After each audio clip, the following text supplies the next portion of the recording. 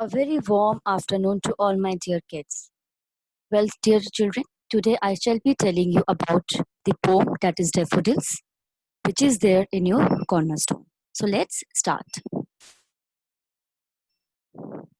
Before we start with the poem, we should know about the poet. The name of the poet is William Wordsworth. Okay.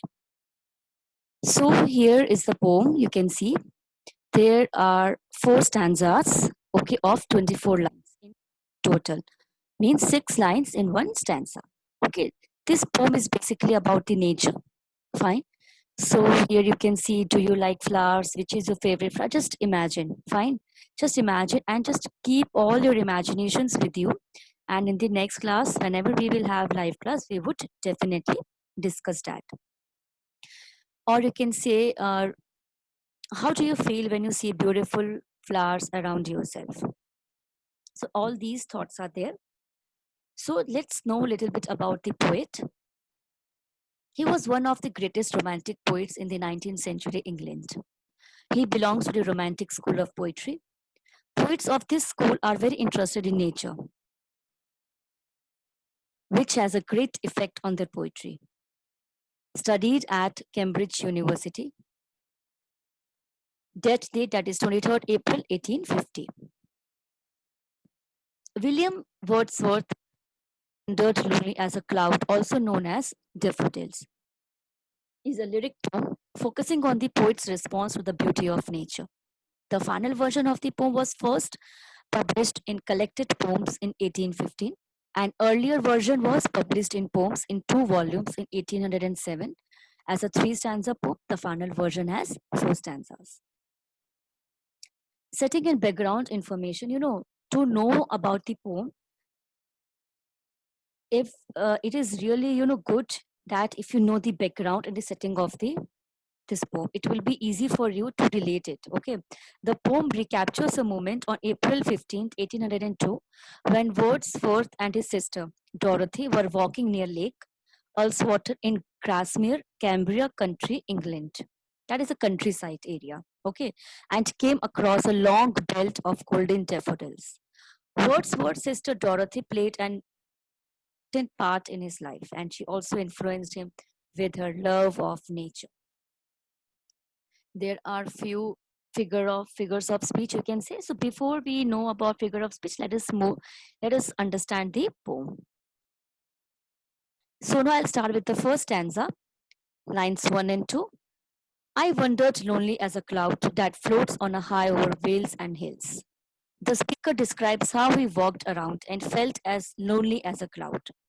He doesn't say walked around, but uses the much more descriptive word wandered, which means roaming around without a purpose, like when you want to explore something. The very first concept that we want to take a look at is that the cloud is lonely. Okay. Asking questions about what this means will help us get into the poem. What does it mean? Are clouds really lonely? Well, maybe the ones that float about Wales. Wales means valley. And the hills are lonely. It's more likely the speaker is projecting his own loneliness on the clouds, but that still doesn't explain the strange image because clouds usually travel in groups. Maybe a cloud is lonely because it is so far above the rest of the world. Its thoughts are just so lofty, and maybe the speaker's thoughts are too.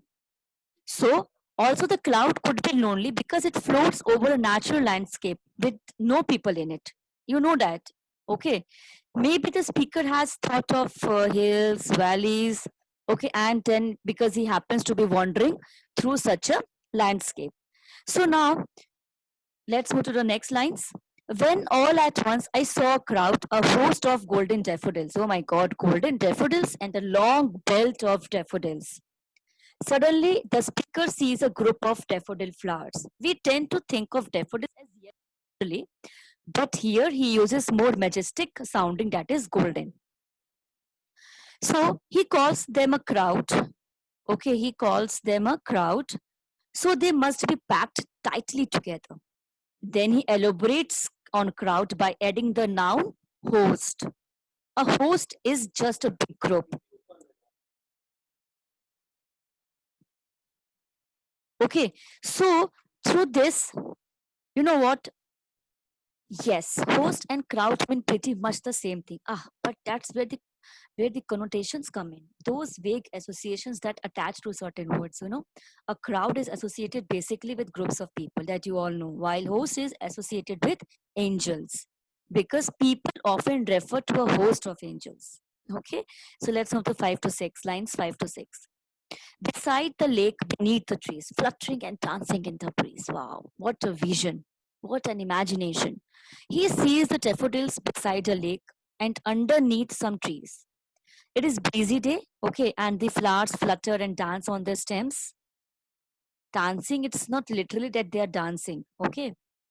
So maybe now is a good time to step outside the poem. Okay, let's move. Let's take out the take a round of the background and the setting of the poem. That the Wordsworth lived in a part of England known as the Lake District, okay, which is filled with lots of valleys. Okay, and we can assume that he is walking in a fairly remote and wild part of the countryside. So now back to the poem. Fluttering suggests flight, which could bring us back to the angels or even birds or butterflies. Dancing is something that only humans do. Okay, so it is personifying the daffodils. So you can see how beautifully he has written this poem. Okay, and if you want to feel, so try to imagine that. Now in stanza 2, continuous as the stars that shine and twinkle on the Milky Way. The emphasizes the point that there are whole lot of daffodils, more daffodils than he has probably ever seen before. After all, these are flowers that usually grow in scattered groups in the wild or in people's well gardens. The flower stretch continuously without a break, just like the stars in the Milky Way galaxy. They stretched in never-ending line along the margin of a bay. Like the Milky Way galaxy, the flowers are roughly concentrated in a line that seems to stretch as far as the eye can see, never ending. The flowers line the shore, that is the margin of a bay of the lake, which must be a relatively large lake. 10,000 saw I at a glance, tossing their heads in sprightly dance. The speaker takes in 10,000 dancing flowers. So what do you think? That was he counting the flowers? Just at a glance. Okay. If he knows a number after only a quick glance, but of course, the speaker is not actually counting, he was just guessing. Okay. So it is just like that when you try to guess a number of gum balls in a jar, just like that. Okay. So the flowers toss their hands while dancing. By heads, we think he means the part of the flower with the petals, the weight of which causes the rest of the flower to bob. Sprightly means happily. The word derives from sprite, which refers to the playful little sprites that people once thought inhabited nature. Okay, so let's move to the third stanza. Third stanza, that is the waves beside them danced, but they outdid the sparkling waves in glee. So it means the waves also dance in the breeze, but the daffodils seem more happier than the waves.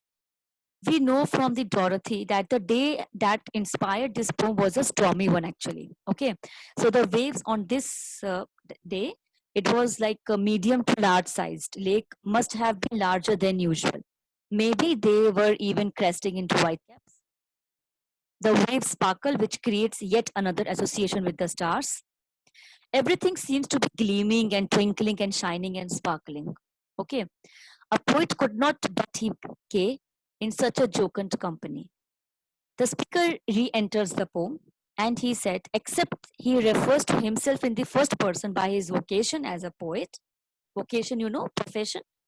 Despite his earlier loneliness, the speaker now can't help but feel happy or gay with such a beautiful vision to look at. Or you can say, as he puts at with such joyful and carefree, jocund means carefree or joyful company to hang out with. The flowers and waves feel like companions to him. They are all pals to him. Okay. So the 17, 18 lines, I gazed and gazed, but little thought what wealth the show to me had brought. The rapid gaze tells us that he kept looking at the flowers for a long time. It's as if the speaker enjoys looking at these daffodils at the time, but doesn't realize exactly how great of a gift he has just received with this vision. Apparently, the speaker doesn't think that he fully appreciated the vision at the time. This is a bit odd, because he seems to be really enjoying those daffodils. The word wealth expresses a more permanent kind of happiness. It also carries a hint of money that doesn't quite fit with the supernatural language that has come before. Okay, now let's move the next stanza. For oft when on my couch I lie in vacant or in pensive mood. So there are two contrasts in the moods.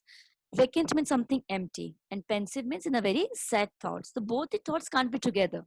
Okay, both the thoughts together. So now he was explaining that why the daffodils were such a great gift to him. So he moves suddenly into the future, back from the lake and the windy day. He is describing a habitual action. That's something he does often, and even as a student, you also do.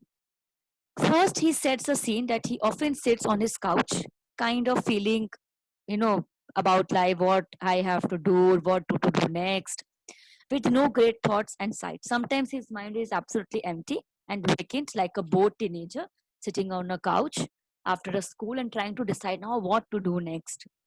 And at other times he feels pensive, which means he thinks kind of a sad thought. So he can't be both vacant and pensive, because one means not thinking and the other means thinking while feeling blue. But he groups the two experiences together because both are vaguely unpleasant and dissatisfying.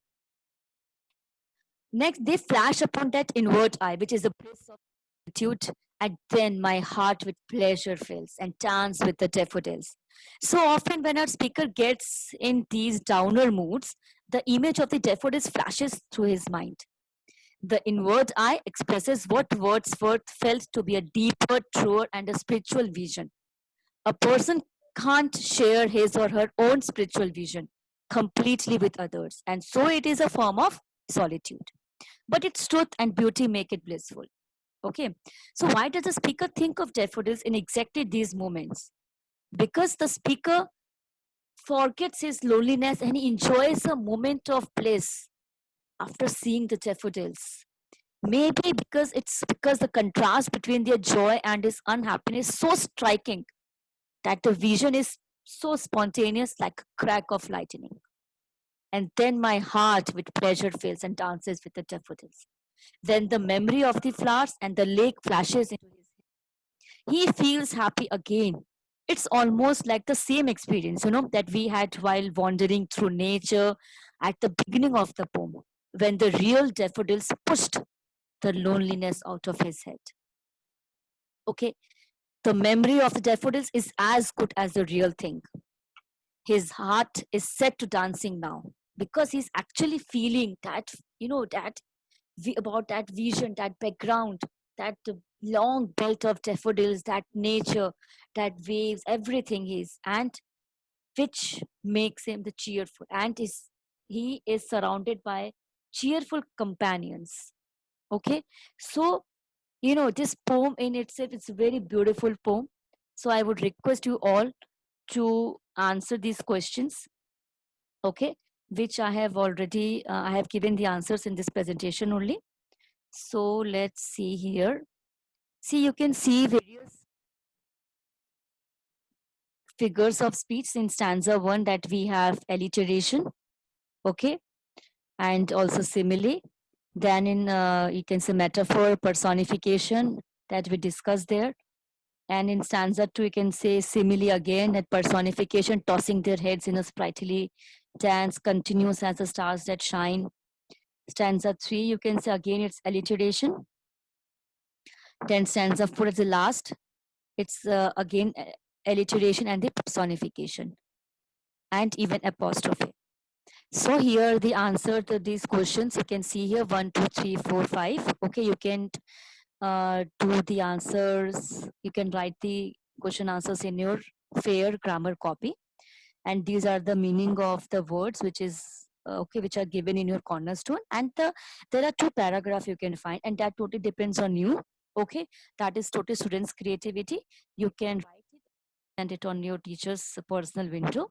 Okay, so I hope that you enjoy this explanation of this poem, and still if you have any doubt you can contact me in person. So thanks for watching. Stay blessed, stay happy. Bye bye everyone.